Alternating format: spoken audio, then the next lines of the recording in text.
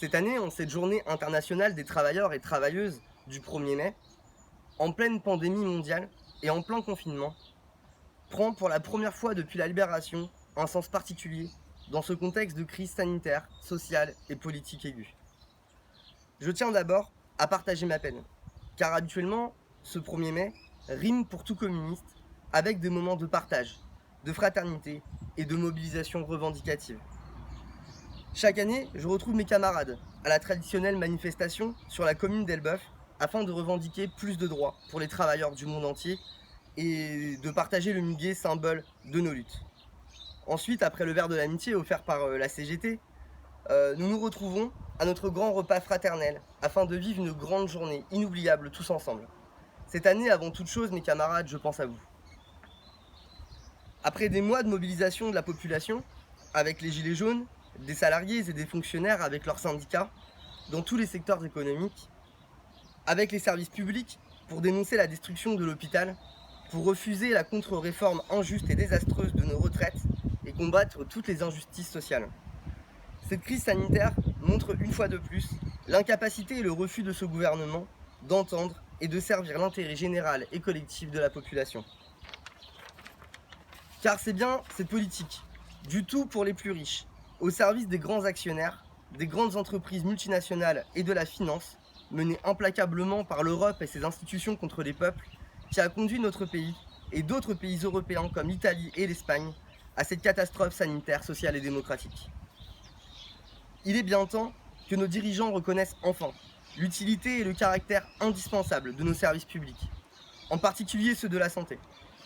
Les alertes, les mobilisations des soignants et des populations comme à Elbeuf, contre les fermetures des services hospitaliers et de lits, contre les économies de moyens en personnel, contre la gestion comptable à flux tendu des matériels et des produits sanitaires indispensables, comme les masques et appareils ventilatoires, n'auront reçu pour réponse que matraques, gaz lacrymogènes, LBD et indifférence. Je tiens à rappeler que nous, communistes, n'avons pas à rougir de notre soutien, car ce combat est le nôtre depuis toujours. Et voici 2 ans que nos parlementaires font le tour de France des hôpitaux, afin d'alerter sur leur situation. Partout en France, nous étions aux côtés des soignants pour réclamer plus de moyens, notamment dans les manifestations. Localement, à l'hôpital des Feugrets à Saint-Aubin-les-Elbeuf, nous avons fait venir notre député Hubert Vulfranc à la rencontre du personnel hospitalier en novembre dernier. Cela faisait suite à la pétition pour des moyens pour l'hôpital public. Et cela précédait les vœux que nos élus ont déposés dans les différents conseils municipaux de la région d'Elbeuf, pour toujours et encore demander plus de moyens.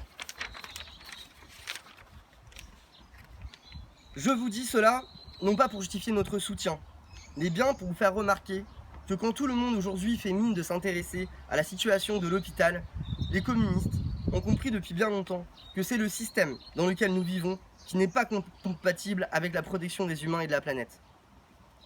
En effet, cette pandémie révèle un peu plus chaque jour la responsabilité écrasante de notre modèle économique, du poids de la finance, des logiques de profit qui ont prospéré sur l'exploitation des hommes et de la planète.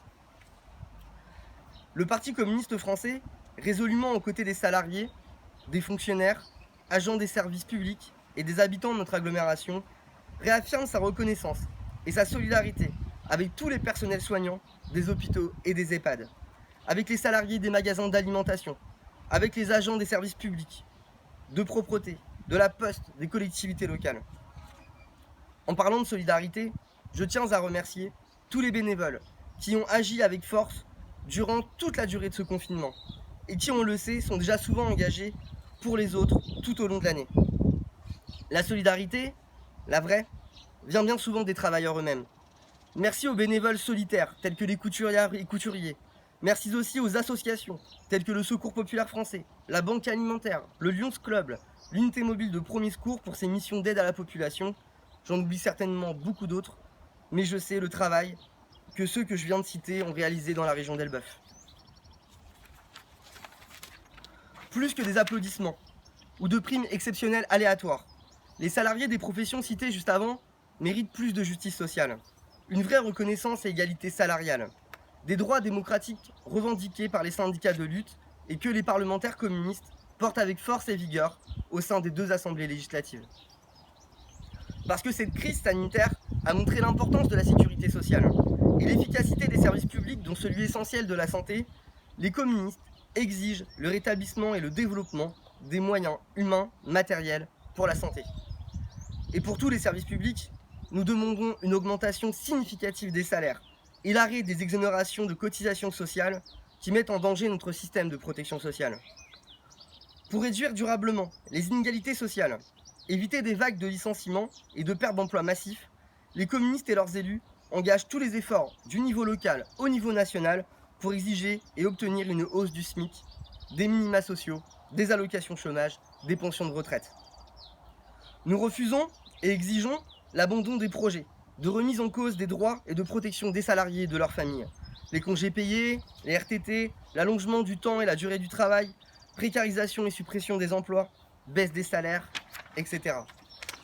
Face à ces menaces de régression sociale et des droits des travailleurs, le PCF exige la mise à contribution des plus riches par le rétablissement de l'ISF, la mise à contribution des banques et des assurances par l'attribution de prêts à taux zéro pour les petites entreprises, les artisans et l'agriculture paysanne.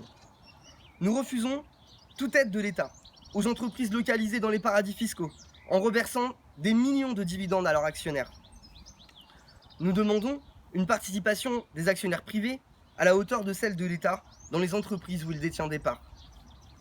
L'argent public doit servir à la transformation sociale et écologique du pays, à la relance économique, au fonctionnement et à l'investissement des collectivités locales, et non au sauvetage des actionnaires privés des grandes entreprises qui devront renoncer au versement des dividendes.